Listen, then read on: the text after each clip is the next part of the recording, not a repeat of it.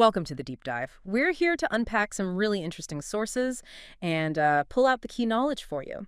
Today, we're diving into something I think a lot of us can relate to, those hidden traps of emotional decision making, especially when you've got skin in the game, your money, maybe your pride on the line. Our mission today is to look at why our gut feelings and, well, logical choices often seem to be fighting each other, especially when things get tense, like in betting. We want to see what these sources tell us about handling that fight. Yeah, it's a really crucial topic. And the main idea that just keeps coming up in these sources is, look, feeling emotions, totally normal, human even. But actually making decisions when you're emotional, especially betting decisions. It's consistently described as, well, one source bluntly calls it a recipe for regret. Right, and isn't that something we've maybe all felt at some point? I mean, think about it. That huge rush from a win right at the buzzer, or that awful, gut punch feeling when you lose unexpectedly. Those feelings are definitely part of it all. But what the sources are saying is, it's exactly then, when those feelings are strongest, that your brain kind of starts making calls that your normal clear-headed self and definitely your bank account would probably veto. So where's the first big stumbling block, according to these sources? They really zero in on that reaction to losing, that almost overpowering need to win it back, right away. It's got a name, often called tilting. And what's really interesting is how it's described. It's pure emotion driving the bus. It's your ego, demanding you fix the loss, not your strategic mind thinking about odds or value. So you just throw strategy out the window. Pretty much. You're not thinking about bankroll management. You're not looking for good value bets. The only thought is, I have to fix this now. And as the sources point out, trying to fix it like that, you usually just end up digging deeper, making it worse. Wow. So the money lost is almost secondary. It sounds like the bigger cost is judgment. One source puts it so clearly, chasing losses doesn't just empty your balance, it empties your judgment. That's stark. It's like your rational brain just shuts off. Exactly right. It shows how one emotional reaction can totally wreck a perfectly good, logical plan. It's not even about the first loss anymore. It's the way you react to it. That's the self-destructive part. You're betting against yourself, really. Okay, so that's the danger zone after a loss. But what about the opposite? When things go really, really well, our sources say that winning big can actually be just as dangerous. What happens then? Well, it's kind of the flip side of that same emotional coin, isn't it? You land a big win, get a huge payout, and suddenly you feel, I don't know, invincible, like you're smarter than the odds, or you suddenly crack the code. The sources have a bit of a reality check there, basically saying, no, you haven't. Okay. So that feeling's the trap. It is. Because that overconfidence, it often leads straight to being reckless. You start betting bigger amounts, you take wild swings on long shots, and crucially, you forget something fundamental. Even the best pros ride losing streaks. Nobody wins forever.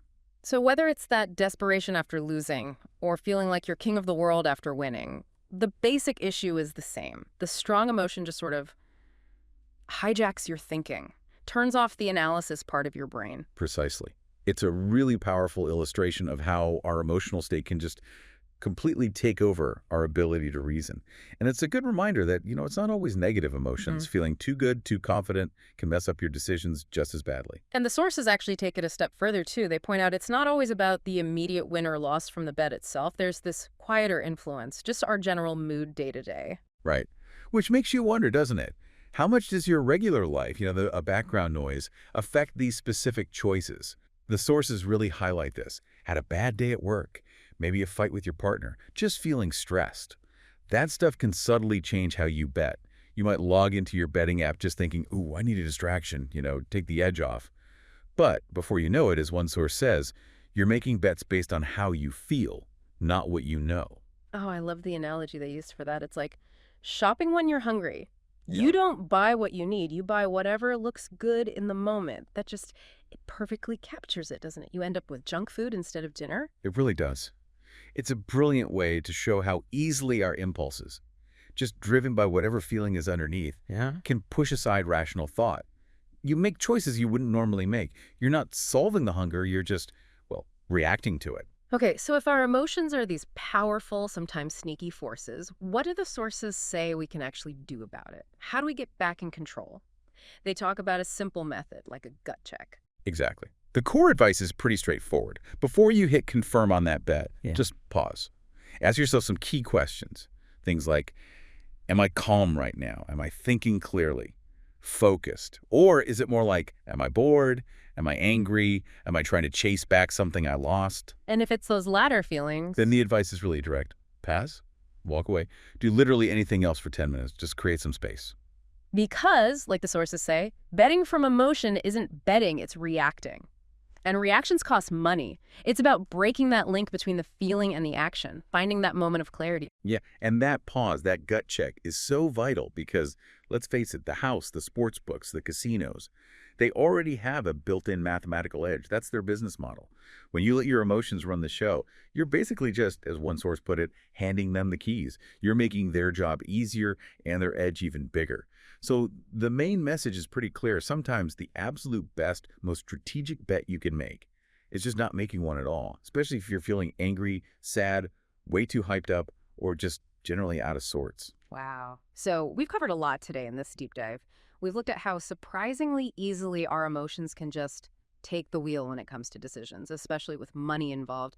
We talked about that dangerous spiral of chasing losses, how winning big can make you reckless, and even how just being in a bad mood can lead you to make bets you normally wouldn't.